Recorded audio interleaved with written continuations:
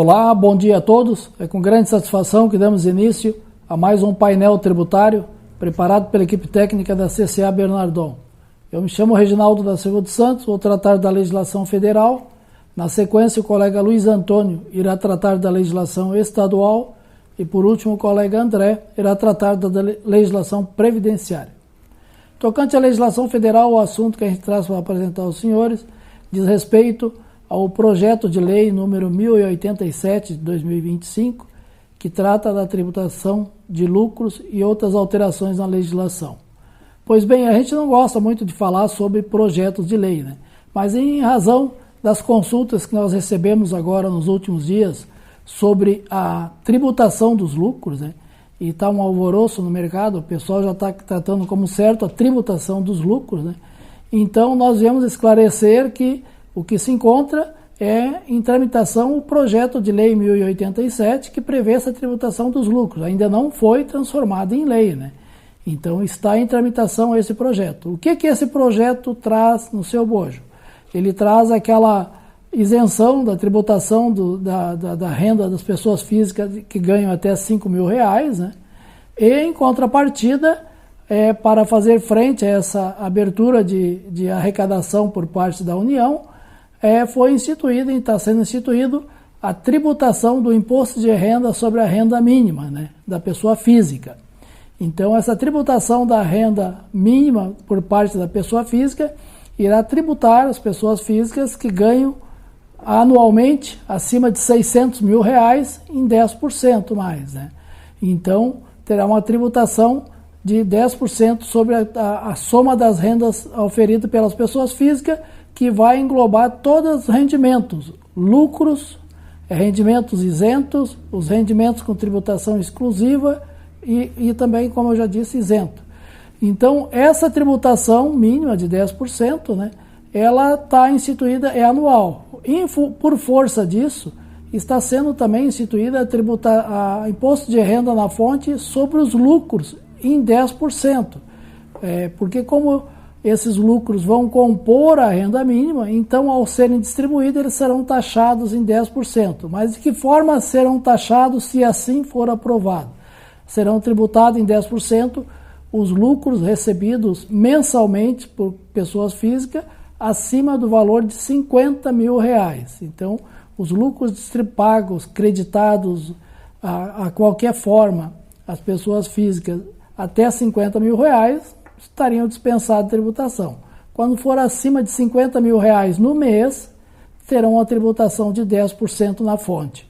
E, no final do ano, na declaração da pessoa física, eles irão compor, então, aquele somatório das rendas para tributação de renda mínima acima de R$600.000.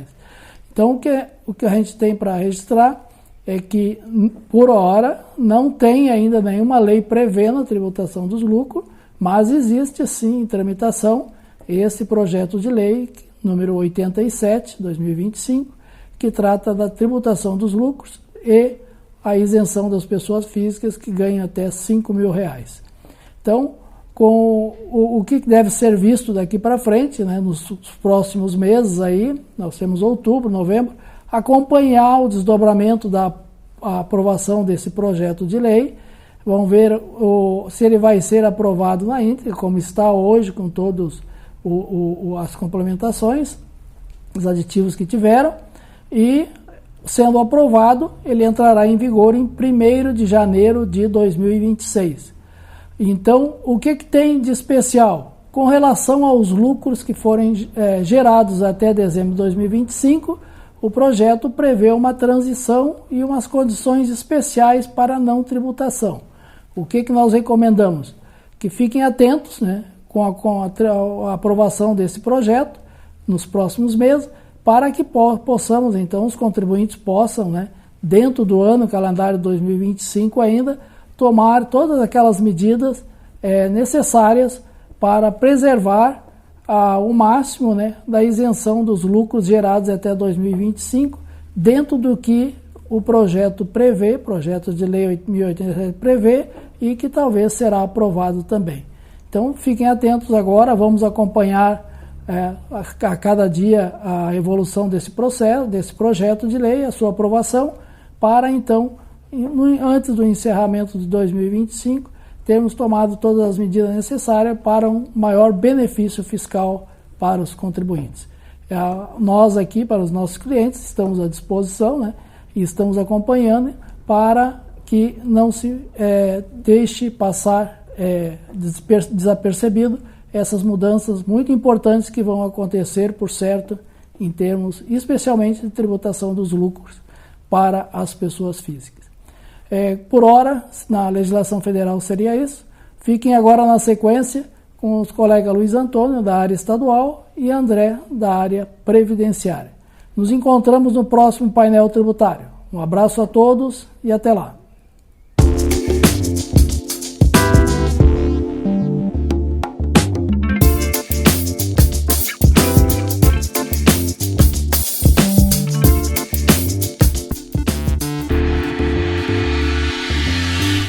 Bom dia a todos. A partir de agora vamos comentar alguns assuntos vinculados ao ISSQN e ao ICMS publicados na semana passada.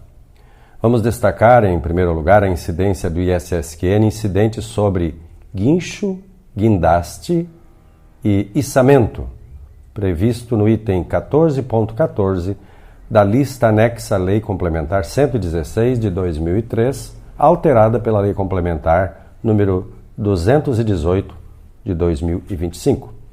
É que essa Lei Complementar 218, publicada no Diário Oficial do dia 25 de setembro, veio explicitar que o Imposto sobre Serviço de Qualquer Natureza, o ISSQN, incide sobre os serviços de guincho intramunicipal, de guindaste e de içamento, previstos no subitem 14.14, ele é devido no local da execução da obra.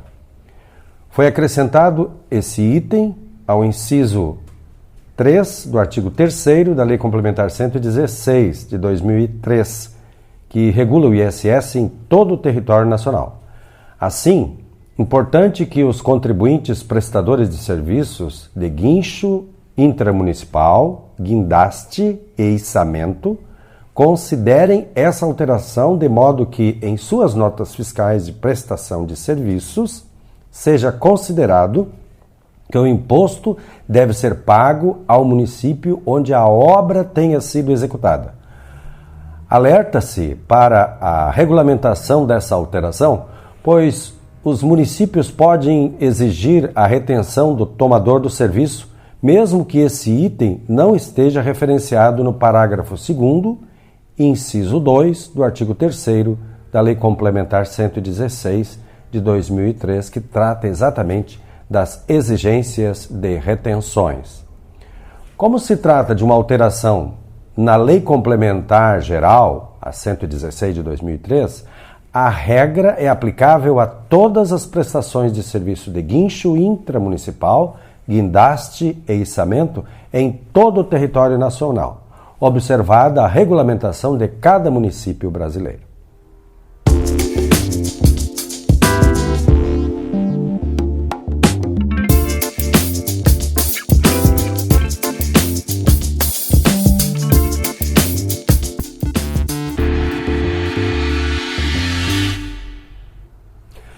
Agora, passando para as alterações na área fiscal vinculadas ao ICMS, tivemos a alteração do ajuste CINEF 22, agora de 2025, que determina que a DACE, ou seja, a Declaração Auxiliar de Conteúdo Eletrônica, seja emitida a partir de 6 de abril de 2026. A DCE deve ser obrigatoriamente emitida: 1. Em substituição à declaração de conteúdo. 2. Por pessoa física e jurídica não contribuinte no transporte de bens e mercadorias, ou seja, entidades que não possuem notas fiscais para a circulação de mercadorias. Utilizem, então, esse documento. Já quanto ao recadastramento junto à Receita Estadual, o governo publicou nova notícia na internet, no dia 24 de setembro de 2025, no site da Secretaria da Fazenda, dando conta que pouco mais de 50% dos contribuintes obrigados ao recadastramento na Receita Estadual, ou seja, o recadastramento da inscrição estadual do ICMS, somente pouco mais de 50% realizaram esse procedimento. Os demais devem atender à obrigação até a data de hoje, pois a partir de amanhã, 1º de outubro de 2025, ditas inscrições estaduais não recadastradas ficarão suspensas, impedindo a emissão de documentos fiscais. Portanto, muito importante que todos os contribuintes atendam à exigência da Secretaria da Fazenda do Estado do Rio Grande do Sul para evitar transtornos de ordem fiscal pelo impedimento da emissão de documentos fiscais como nota fiscal eletrônica, conhecimento de transporte eletrônico, MDFE e outros. Nessa semana, houve a publicação de apenas uma instrução normativa por parte da Secretaria da Fazenda, a de número 85, que divulga a Unidade de Incentivo do Fundopem, a UIF-RS, para o mês de outubro de 2025, no valor de R$ 36,91. Seriam essas as informações da área fiscal envolvendo a área do ICMS e também do ISSQN que gostaríamos de transmitir aos senhores.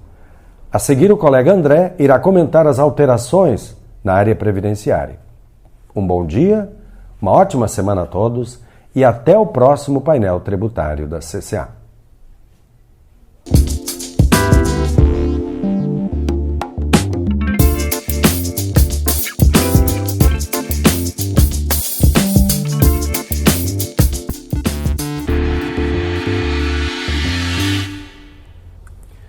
Bom dia a todos. Informamos que foi publicada a portaria que dispõe sobre a disponibilização do resultado do processamento do fator acidentário de prevenção em 2025, com vigência para o ano de 2026, e dos ROIs percentis de frequência, gravidade e custo, por subclasse da CNAE, calculados em 2025.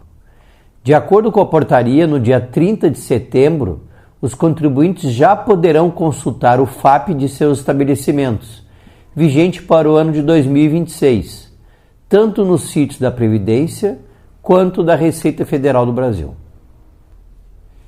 Havendo discordância, o FAP atribuído aos estabelecimentos poderá ser contestado perante o Conselho de Recursos da Previdência Social, exclusivamente por meio eletrônico, através de formulário que será disponibilizado nos sítios da Previdência e da Receita Federal.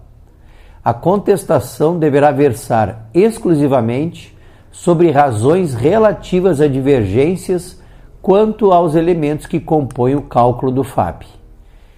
Isso significa que poderão ser pontualmente contestadas questões pertinentes à comunicação de acidente de trabalho, aos benefícios que compuseram o FAP, ao valor da massa salarial, ao número médio de vínculos e à taxa média de rotatividade. O formulário eletrônico de contestação deverá ser preenchido e transmitido no período de 1º de novembro de 2025 a 30 de novembro de 2025. Importante lembrar que essa contestação não possui efeito suspensivo, sendo recomendável, portanto, que o contribuinte aplique normalmente o FAP para apurar as suas contribuições e, em caso de êxito, então compense as contribuições porventura pagas indevidamente. Dessa decisão caberá recurso, também exclusivamente por meio eletrônico, no prazo de 30 dias, contado da data da publicação do resultado da contestação. Também informamos que na semana passada a Receita Federal do Brasil publicou a solução de consulta COSID número 188, expondo seu entendimento em relação à discussão que tem gerado inúmeras ações judiciais acerca do limite da base de contribuição das empresas para os terceiros. Segundo a Receita, o limite máximo do salário de contribuição fixado em montante correspondente a 20 vezes o valor do salário mínimo não se aplica às contribuições devidas a terceiros, conhecidas como contribuições para o Sistema S, pois o dispositivo que instituiu esse teto em 1981 teria sido revogado pelo Decreto-Lei número 2318 de 1986. Outro posicionamento recente da Receita Federal trata da contribuição dos produtores rurais pessoas físicas. Segundo a solução de consulta COSID número 193, o fato de integrar o quadro societário de sociedade empresária, urbana ou rural, inscrita no CNPJ e sujeita ao salário educação, não converte automaticamente um produtor rural pessoa física, integrante do referido quadro, em contribuinte do salário educação, em relação à sua atividade de produção rural. Com essas informações, concluímos o painel tributário da CCA Bernardon de hoje. Desejamos a todos uma ótima semana.